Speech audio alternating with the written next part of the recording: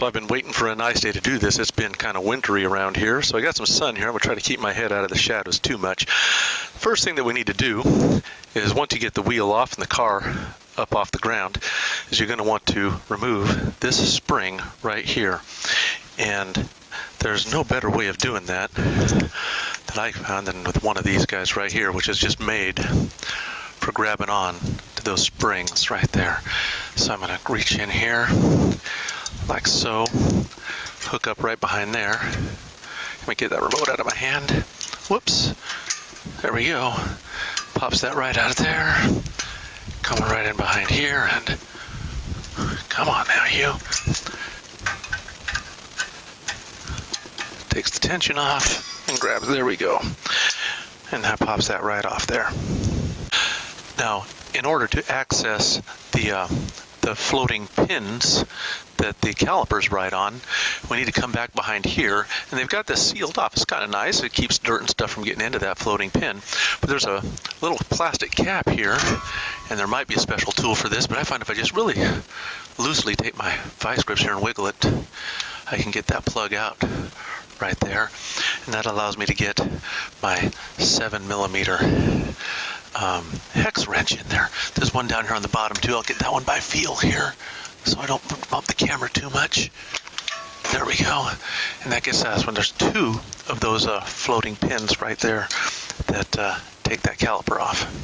Now, you know, the ideal tool for this would be a hex socket, but I have kids and I can't find my hex sockets because my kids got old enough to start working on their own cars. So I'm taking a 7mm hex wrench. These can be pretty snug in here if they haven't been loosened in a while, so getting a little leverage on this. I kind of cheated today, put my hex socket in right there, and I took my lug wrench, stuck it on there just to give me a little extra leverage, and that popped that loose nice and easy. Once it breaks free, they break real easy, and then you just want to take and spin that out.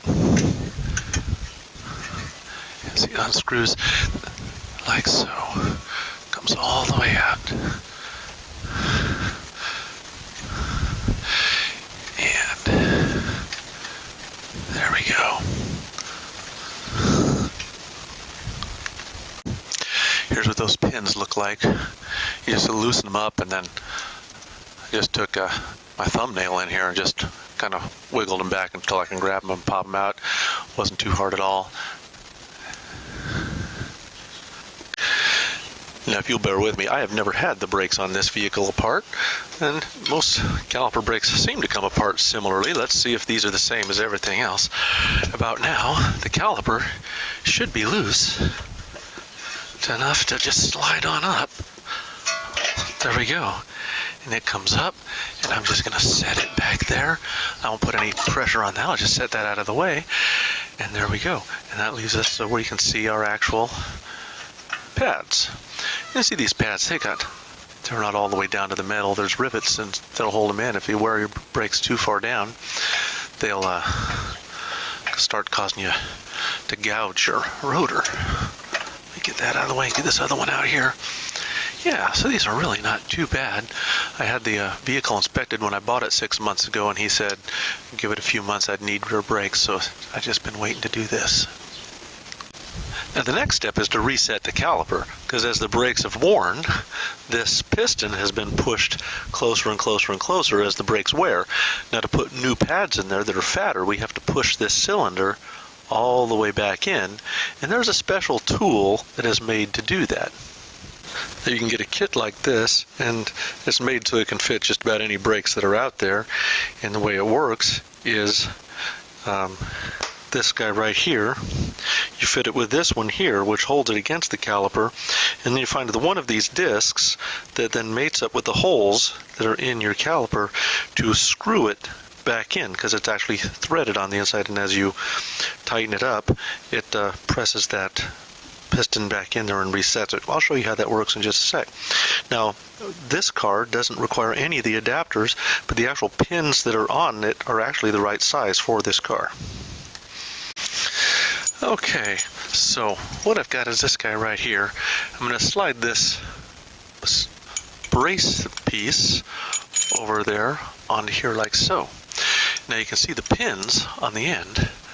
They're going to line up with the pins, holes down here, right here on the caliper, and this is going to go against the inside there. Now as this separates and comes apart, you see that it shoves, well, it pushes back while twisting and screwing that back in. So let me reset that and get it in. And there we go. I got lucky, and the pins just, the pins are not quite in place there yet.